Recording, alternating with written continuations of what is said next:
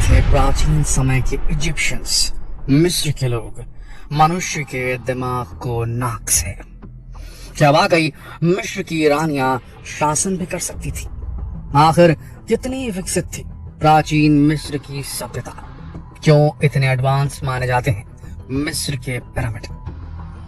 दोस्तों, प्राचीन समय में कई सभ्यताएं आई और गईं, जिनमें से मिस्र की सभ्यता को सबसे एडवांस सभ्यताओं में गिना जाता है।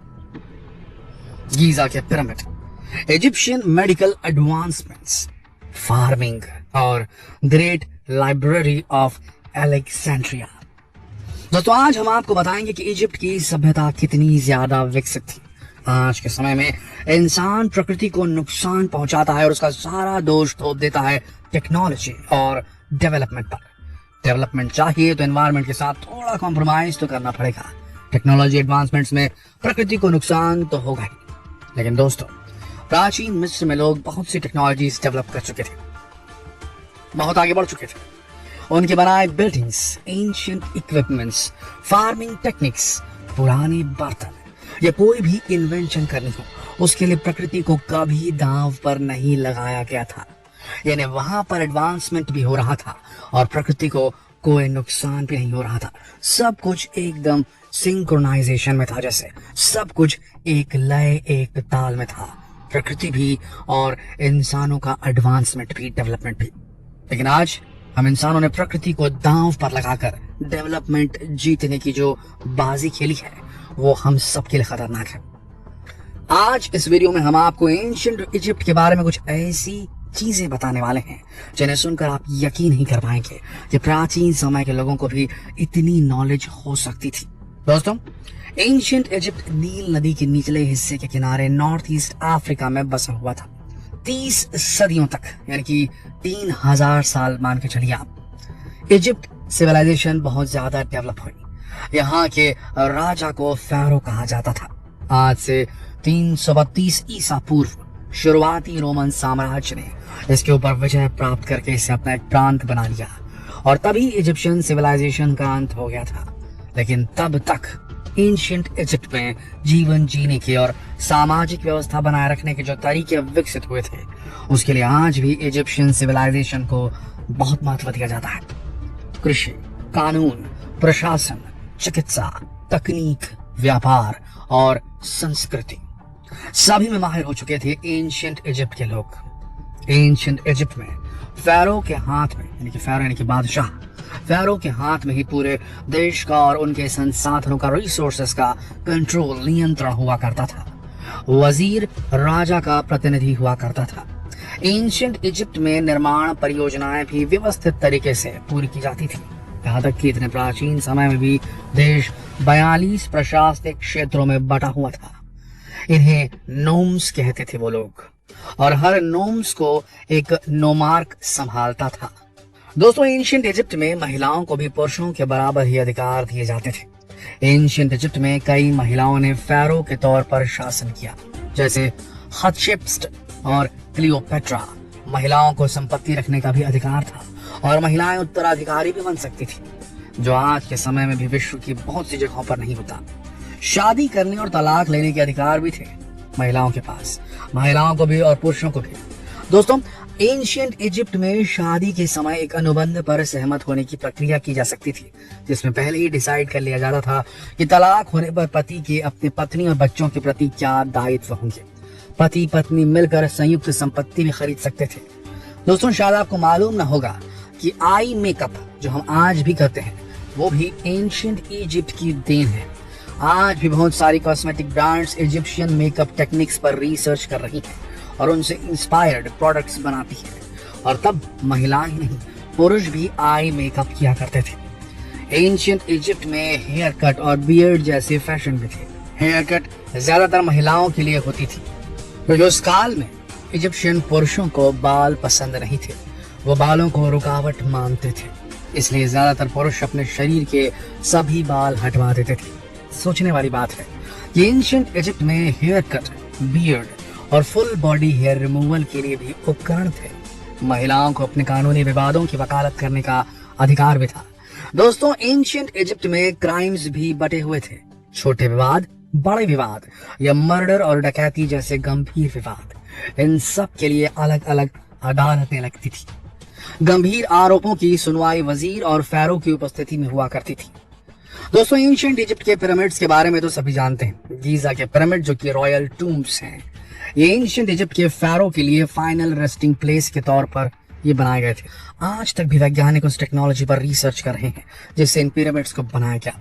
सबसे पुराने, सबसे बड़े पिरामिड जिन्हें 3 पिरामिड्स ऑफ गीजा या द ग्रेट पिरामिड्स के नाम से जाना जाता है, जो आज तक अपने पुराने रूप में खड़े हैं, इनसे ये भी पता चलता है कि पिरामिड्स के कंस्ट्रक्शन के लिए इजिप्शियन जो लोग थे वो एस्ट्रोनॉमी को एज अ गाइड इस्तेमाल करते थे, यानी उन्हें एस्ट्रोनॉमी का भी ज्ञान था।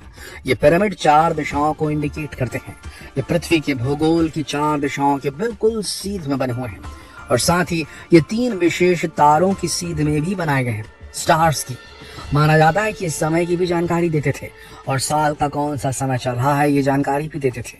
तो 21 जून के दिन 2 पिरामिड्स के बीच में सूर्यास्त होता है और ये कोई इत्तेफाक नहीं है, क्योंकि एंशिएंट इजिप्शियंस को ये भी जानकारी थी कि नील नदी में कब बाढ़ आएगी, कब फसल का रोपण करना है, कब कटाई करनी है। ये सब फिक्स था, क्योंकि जरा सी चूक पर उनकी फसलें खराब होने का डर रहता था। उनका एग्रीकल्चरल सिस्टम बिगड़ सकता था। उन्हें ये भी पता था कि एक साल में 365 दिन होते हैं। उन्होंने पूरे साल को 3 सीजन्स में डिवाइड किया था। हर सीजन के 4 महीने होते थे और हर महीने के 30 दिन हुआ करते थे। बाकी के 5 दिनों को वो 3 सीजन्स के बीच एडजस्ट करते थे, जिसे ईपागोमेनल डेज कहते थे, जिन्हें रिलीजियस हॉलीडेज माना जाता था। और इन दिनों में देवताओं के बच्चों की पूजा की जाती थी।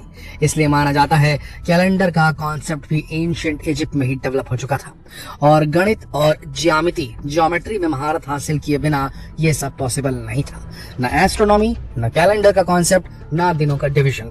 और अलेक्जेंड्रिया की लाइब्रेरी से भी ऐसे सबूत मिलते हैं कि एस्ट्रोनॉमी, गणित और ज्यामिति ही नहीं बल्कि लिपियों और भाषाओं में भी बहुत आगे निकल गई थी इजिप्शियन सिविलाइजेशन। माना जाता है कि सबसे पहले राइटिंग सिस्टम की शुरुआत इजिप्ट और मेसोपोटामिया से ही हुई थी। दोस्तों, इजिप्शियंस परमात्मा और पुनर्जन्म में बहुत यकीन करते थे। मौत के बारे में इजिप्शियंस के विचार बहुत ही स्पिरिचुअल थे।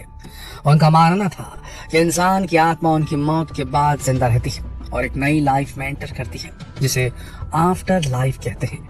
वहां उन्हें सभी डेली लाइफ एसेंशियल्स की जरूरत पड़ेगी और साथ ही अपनी बॉडी की भी। इसलिए उनकी बॉडी को प्रिजर्व करके रखा जाता था और उनका ममीफिकेशन किया जाता था। बॉडी के साथ इनकी रोज की जरूरत के सामान भी पिरामिड्स के अंदर, इनके टूम, इनके मकबरों के अंदर रखे जाते थे। बॉडी को दफनाने से पहले बहुत सी चीजें करनी होती थी। इस पूरी प्रोसेस में 70 दिन लग जाते थे। लेकिन गरीब लोगों का और गुलामों का, स्लेव्स का ममीफिकेशन करने में 1 हफ्ते से भी कम समय लगता था। ये सब इसलिए किया जाता था ताकि बॉडी सड़े नहीं, जिसके लिए सबसे पहले बॉडी के मॉइस्ट पार्ट्स को निकाला जाता था, क्योंकि वो सड़ जाएंगे और उनकी वजह से बॉडी भी जल्दी सड़ जाएगी। इन्हीं मॉइस्ट पार्ट्स में से एक दिमाग भी था और आफ्टर लाइफ में जाने के लिए इसे जरूरी नहीं माना जाता था। नाक में एक हुक डालकर नॉस्ट्रिल के रास्ते दिमाग को निकाल लिया जाता था और फेंक दिया जाता था। बाकी के ऑर्गन्स भी शरीर के लेफ्ट साइड में कट लगाकर निकाल दिए जाते थे, जैसे लंग्स, लिवर, स्टमक, इंटेस्टाइन। इन्हें फेंकने की बजाय कैनोपिक जार्स नाम के स्पेशल कंटेनर्स में रखा जाता था। यानी उस समय उनकी चिकित्सा पद्धति इतनी विकसित थी कि उन्हें शरीर के बारे में इतनी ज्यादा जानकारी भी थी, कहाँ कौन सा ऑर्गन है और उसे सड़ने से कैसे बचाया जा सकता है।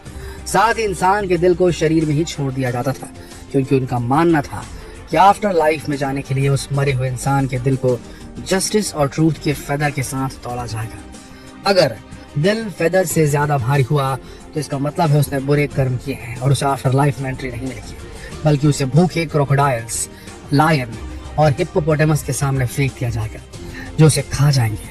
और अगर दिल फेदर के वजन जितना ही हुआ तो उसे आफ्टर लाइफ में एंट्री मिलेगी, जहां वो अपने उसी बॉडी में आराम से रहेगा। बॉडी को दफनाने से पहले ओपनिंग ऑफ माउथ सेरेमनी भी होती थी, जिसका मकसद था आफ्टर लाइफ में स्पीच, साइट और हियरिंग को रिस्टोर करना। दोस्तों, प्राचीन मिस्र की सभ्यता इससे भी ज्यादा विकसित थी। ग्लासवेयर्स, टूथपेस्ट, टूथब्रश और माउथ मिंट तक का इजिप्शियन सिविलाइजेशन में आविष्कार हो चुका था। लेकिन एक वीडियो इतना कुछ बताने के लिए काफी नहीं है। तो अगर आप इस वीडियो का पार्ट 2 भी चाहते हैं तो कमेंट करके हमें जरूर बताएं आपको ये वीडियो कैसी लगी। इसके ऊपर अपनी राय जरूर दें और इस वीडियो को ज्यादा से ज्यादा शेयर करें ताकि आपके दोस्तों और परिवारजनों को भी प्राचीन मिस्र की जानकारी मिल सके। कल फिर मिलते एक और दिलचस्प वीडियो में, तब तक के लिए आप सबका इस वीडियो के अंदर बने रहने के लिए दिल से धन्यवाद।